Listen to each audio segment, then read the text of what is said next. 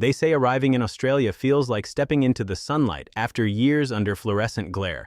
For many Americans, it begins the moment the plane doors open. The air smells saltier, the sky feels wider, and everything carries a strange lightness. At first glance, the country seems like a parallel version of home. Same language, similar brands, familiar cityscapes. But quickly, the illusion fades. The lines at customs move without the usual urgency. Airport staff smile without the strain of forced politeness. Even jet-lagged Americans begin to sense it. This isn't just another version of America. It's a place that runs on an entirely different emotional frequency. The first impressions tend to be subtle. Streets feel cleaner, but also quieter. Strangers greet you casually, with a warmth that's real but non-invasive. People say mate to everyone, store clerks, baristas, taxi drivers, not as an affectation, but as a shared language of ease. Americans, often raised to match friendliness with fast bonding, find the lack of small talk surprising.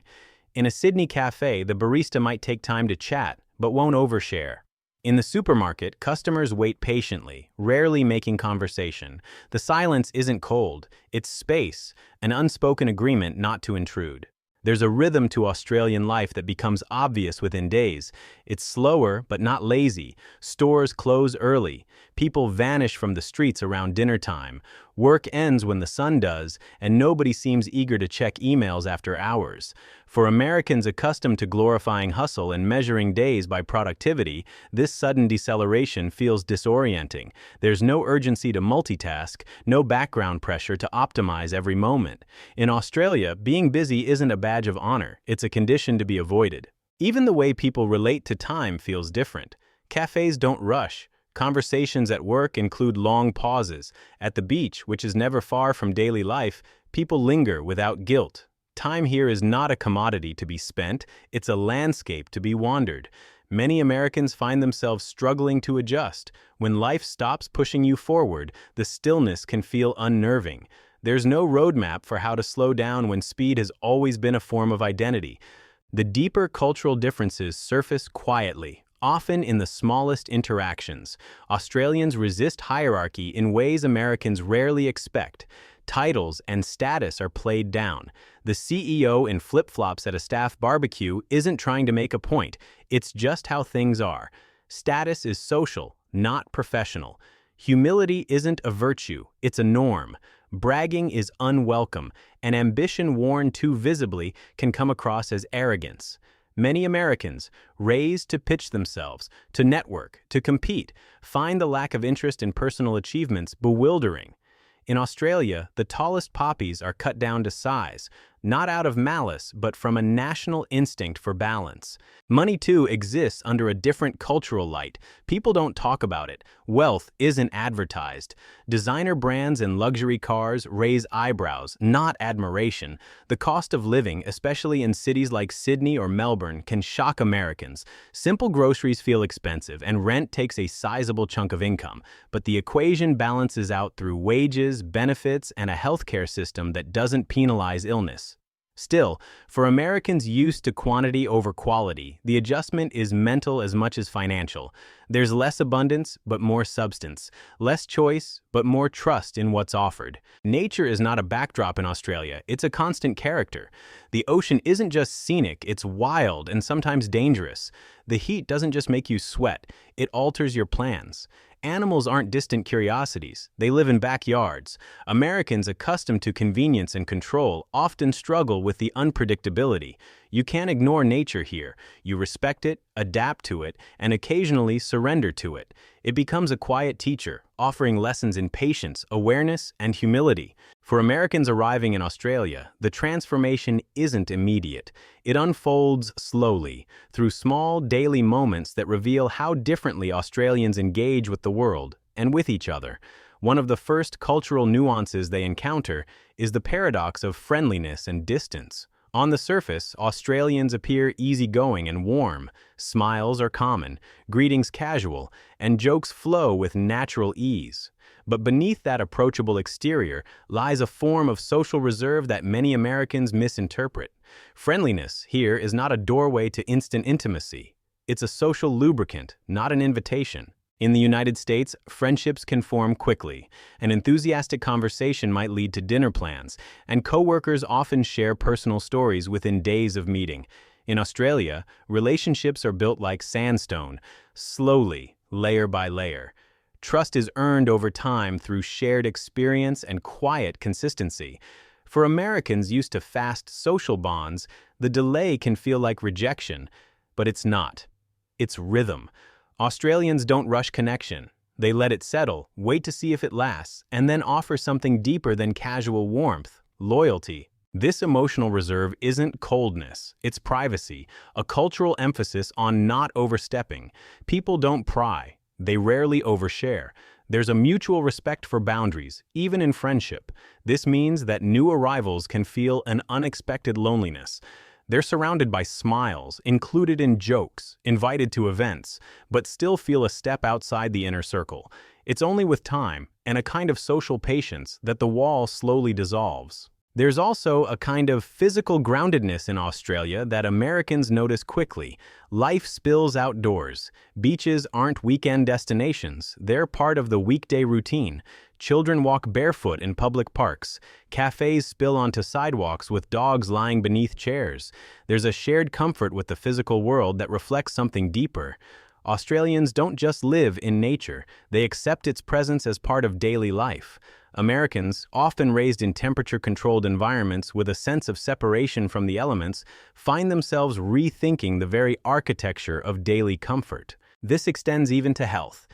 The healthcare system, publicly funded and broadly accessible, is a quiet shock to many Americans. You get sick, and you're not afraid. There's no anxiety about hospital bills or insurance coverage. Parents bring children to the doctor without calculating the cost. Emergency rooms treat without demanding credit cards.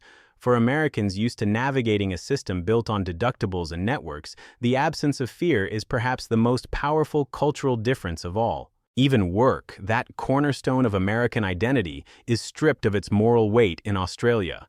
Offices empty out at 5 p.m., not because people are lazy, but because time after work belongs to life, not labor. Managers don't praise overwork. Burnout isn't valorized. People take holidays, real ones, not weekend emails from the beach, but full digital silence. Paid time off isn't hoarded or negotiated. It's expected. Americans often find themselves unsure of how to behave in this kind of work environment. There's no reward for being the last one in the office. In fact, staying too late might raise questions about your efficiency, not your dedication. This cultural prioritization of balance over achievement echoes across every aspect of life. People don't define themselves by titles. They define themselves by how they live. A good weekend matters more than a big promotion. Time with friends, a morning surf, a long walk with the dog, these aren't indulgences. They're essentials. For Americans raised to climb, to hustle, to keep pushing, this quiet philosophy feels like stepping off a treadmill that never had a speed control. And then there's the language. Not English itself, but how it's used. Australians cut their words short. Afternoon becomes arvo. Breakfast is brekkie. Even names are affectionately shortened. This linguistic casualness mirrors a larger cultural refusal to take things too seriously. Formality is softened. Rules are bent with a wink. Bureaucracy exists, but it's delivered with humor. There's an undercurrent of irreverence in Australian culture that serves as a buffer against rigidity. It's not disrespect, it's a cultural commitment to keeping things human. As weeks turn into months, many Americans begin to notice how Australia, quietly and without force, reshapes the emotional landscape of their daily lives. It doesn't ask for transformation, it simply offers a different way of being. And slowly, almost imperceptibly, the pace and posture of life begin to shift. For many, it's the subtle dismantling of the always-on mindset that brings the deepest change. Without the constant validation loop of American productivity, metrics, promotions, deadlines, side hustles, there's space to think differently about purpose. The question shifts from "what do you do" to "how do you live?" Australians don't perform their identity through work in the same way. Identity here is crafted through lifestyle, not labor. A surfer who works part-time is not judged for lack of ambition. A tradesperson who spends long weekends camping is not seen as underachieving. There's no hierarchy of worth based on busyness. That ethos extends into how people treat each other. Respect in Australia doesn't flow upward, it flows outward, toward peers, toward strangers, toward those who contribute quietly. In American culture, success is often loud. Awards, achievements, visibility. In Australia, the loudest voice often earns the least trust. Humility is strength. And over time, Americans begin to recalibrate how they communicate. The confident pitch becomes a quiet conversation. The instinct to prove becomes a willingness to listen. There's a national suspicion of pretentiousness that defines much of public interaction. It's not uncommon for politicians, CEOs, or celebrities to be mocked if they appear too self-important. Even media culture reflects this. News anchors banter casually. TV ads lean into humor and understatement. The message is clear. No one is above the group.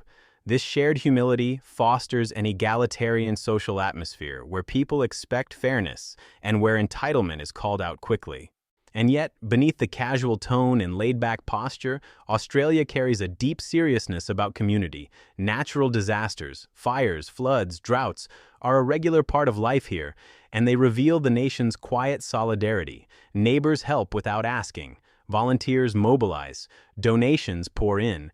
These responses aren't organized by obligation, they're instinctual. For Americans used to more individualistic responses to crisis, the collective reflex can feel startling. It reflects a deeper cultural truth, that life is not just lived individually, but held in common. The physical landscape reinforces this too. In a country where nature is powerful and sometimes unforgiving, there's a quiet humility about what it means to be human. Australians speak casually about shark sightings and venomous spiders, about the dangers of riptides or the dry force of inland heat. But there's no panic, just awareness, adaptation, a kind of environmental maturity. You don't conquer nature here, you respect it, and you adjust. Americans often arrive with a mindset of insulation, air conditioning, big cars, fast roads. But in Australia, the world seeps in through every crack. The sea breeze at dusk, the cicadas at night, the dry grass underfoot, the sun which doesn't just warm but warns. Over time, it changes the way people move, the way they dress, the way they think. Eventually, even the loneliness many Americans feel in those early months begins to dissolve.